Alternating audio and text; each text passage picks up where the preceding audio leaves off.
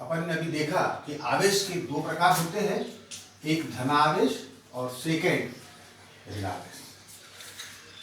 इसी आवेश की परिकल्पना को या आवेश की कल्पना को जागरूक करने के बाद, आवेश को समझने के बाद वैज्ञानिकों के मन में एक अनुभव हुआ कि निश्चित रूप से चाहे आवेश धन ऋण हो या ऋण धन हो या धन धन आवेश हो या ऋण ऋण आवेश हो, दोनों किसी भी प्रकार के दो आवेश हो तो उसमें एक बल कार्य करता है। अभी हमने देखा था कि बल दो प्रकार के होते हैं, एक को हम अट्रैक्शन फोर्स कहते हैं जिसको हम आकर्षण बल, और दूसरे को हम डिसअट्रैक्शन फोर्स कहते हैं जिसको हम प्रतिकर्षण बल के नाम से संबोधित करते हैं।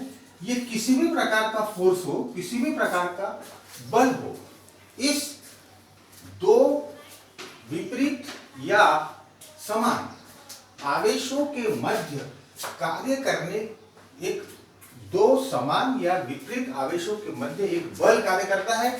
इस बल के बारे में कूलाम नामक वैज्ञानिक ने एक नियम दिया जिसे ही हम कूलाम का व्युत्क्रम वर्ग नियम कहते हैं, जो कि पाठ्यक्रम में परीक्षा की दृष्टि से वेरी वेरी इंपॉर्टेंट होता है। कूलाम का व्युत्क्रम वर्ग नियम, reciprocal rules of the Coulomb related to charge के संबंध में कूलाम नामक वैज्ञानिक ने एक नियम दिया जिसे हम कूलाम का व्युत्क्रम वर्ग नियम कहते हैं।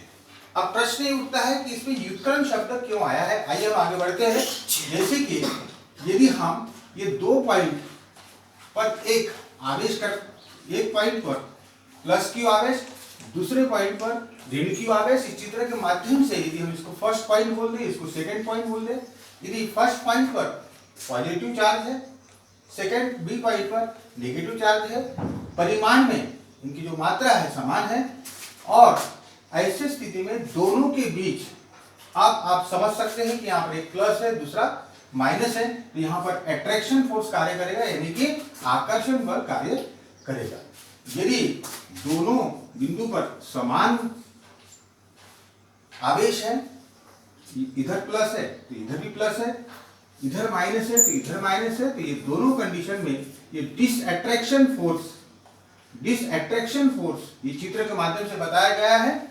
ये क्लियर हो जाएगा आप लोगों को कि यहाँ जब समान प्रकार के असमान प्रकार के जब आवेश रहेंगे तो अट्रैक्शन फोर्स, प्रतिकर्षण फोर्स, आकर्षण बल, और यदि विपरीत प्रकार के यदि चार्ज है तो ये ऐसी स्थिति में डिसअट्रैक्शन फोर्स, किसी भी प्रकार का जो फोर्स हो, इस संबंध में एक कूलाम नामक वैज्ञानिक ने नियम दिया जिसे हम व्युत्क्रम वर्ग नियम कहते हैं। इसका पहला जो चरण है वेरी सिंपल, उन्होंने कहा था कि ये जो अट्रैक्शन फोर्स हो या डिसअट्रैक्शन फोर्स हो, आकर्षण बल हो या प्रतिकर्षण बल हो, ये उन आवेशों के परिमाण के गुणनफल के बराबर होता है। उन आवेशों के परिमाण के गुणनफल के बराबर होता है, यानी कि Q into Q, आवेशों के परिमाण के गुणनफल के। अब यदि हम यहाँ पर पहले हमने इसको 1 और 2 ने बोला है क्योंकि दो प्रकार के आवेश है, पहले बिंदु पर Q1 आवेश, दूसरे बिंदु पर Q2 आवेश। तो ऐसी स्थिति में ये आवेशों के गुणनफल के समानुपाती होता है, और उनके बीच की यदि दूरी डिस्टेंस जो है ये यदि r है, दोनों आवेशों के बीच का यदि अंतर या दूरी r है, तो हम सेकंड पॉइंट में हम ले सकते हैं। कूलाम साहब ने बताया था कि ये जो फोर्स है, चाहे अट्रैक्शन फोर्स हो चाहे डिसअट्रैक्शन फोर्स हो, ये उनके बीच के दूरी के वर्ग के समानुपाती होता है। यहाँ आर स्क्वायर नीचे आया हुआ है, हर में है, इसका मतलब ये समानुपाती है। तो इस तरह से यहाँ पर दूरी का वर्ग, यहाँ पर आप देखेंगे दूरी का वर्ग, और ये व्युत्क्रमानुपाती है। यहाँ पर दो प्रकार की चीजों में व्युत्क्रम वर्ग नियम इसलिए कहा है क्योंकि दोनों के बीच की दूरी, आवेश एक रेखा पर स्थित है, आवेश के गुणनफल के समानुपाती, वो उनके बीच की दूरी के वर्ग के व्युत्क्रमानुपाती, दूरी के वर्ग के व्युत्क्रमानुपाती होने के कारण इस नियम को कूलाम का व्युत्क्रम वर्ग नियम कहा जाता है। इन दोनों चरणों को यदि हम संयुक्त रूप से लिखे तो ये अट्रैक्शन फोर्स या डिसअट्रैक्शन फोर्स जो है, इसको सामूहिक रूप से लिखने पर Q1 Q2 upon R square. और ये जो बल है ये आवेशों के गुणनफल के समानुपाती। एक बार और क्लियर कर देते हैं। और इनके बीच की दूरी के वर्ग के क्रमानुपाती होती है।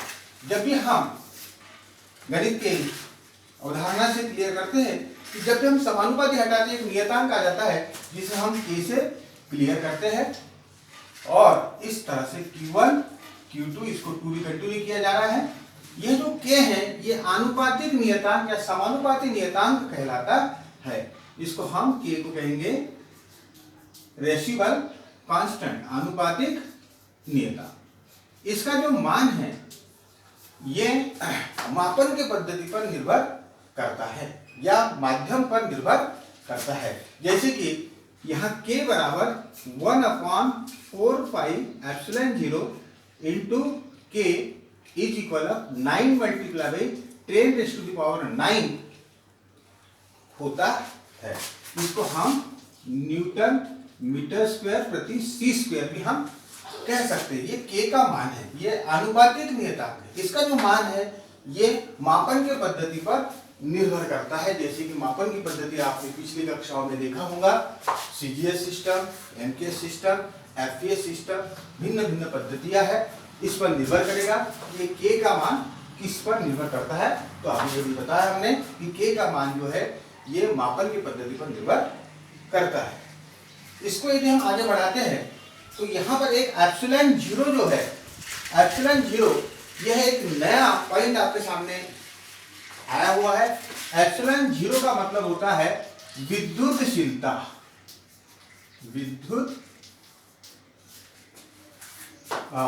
एप्सिलॉन 0 बराबर, एक मिनट, यहाँ पर K जो है आनुपातिक नियतांक है। इसे हम K बराबर अनुपातिक नियतांक है, इसे ही हम माध्यम का परावैद्युतांक कहते हैं। ये जो K है ये परावैद्युतांक कहलाएगा, विद्युतांक माध्यम का परावैद्युतांक कहलाता है।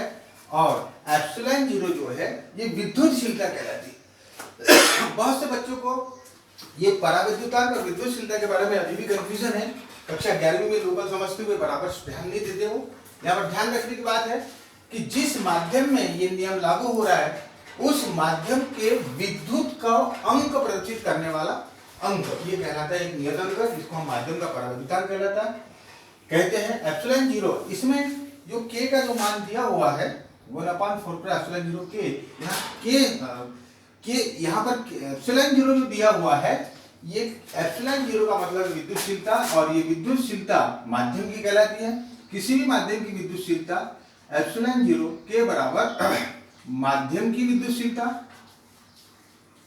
माध्यम की विद्युतशीलता बटे, देखिए इसका रेशियो लिया जाता है वायु या निर्वात की विद्युतशीलता, वायु या निर्वात की विद्युतशीलता।